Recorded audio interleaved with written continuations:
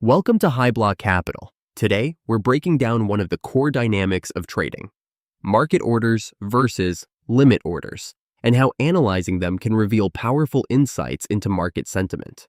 Traders usually deal with two main order types that are part of every transaction in the market. A market order hitting a limit order. Market orders say, I don't care what the price is, I want to buy or sell right now. They execute instantly at the best available price. Limit orders are placed away from the current market price, waiting patiently to be filled. As the market moves toward these orders, they're executed when a market order hits them. So when we track limit order count, we're measuring how many resting orders were filled. When we track market order count, we're measuring how many trades were initiated aggressively at market. In other words, limit orders provide liquidity. Market orders consume it. Each of these metrics also comes with four filter options. First is buy. It means only buying activity. Second is sell, means only selling activity. Third is total. That is buy and sell combined. Last is delta. It is the net difference between buys and sells. If we click on delta, we can see that it highlights the imbalance between buyers and sellers, making market trends clearer. Apply it to both limit order count and market order count, and imbalances may jump out immediately. But that's just the start.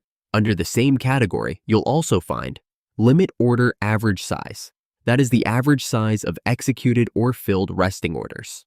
And market order average size, which indicates the average size of trades executed at market price. Just like before, these can be filtered by buy, sell, total, or delta. Let's walk through an example. On the limit buy side, there's a clear spike in size, but no such spike on the sell side. This is confirmed by the average size delta, large buy sizes with few orders, suggesting whales placing bigger bids, possibly forming a buy wall. That often signals absorption or accumulation, whales absorbing market sells. On the flip side, no spike in market sell orders. Remember, market sells hit limit buys, and market buys hit limit sells.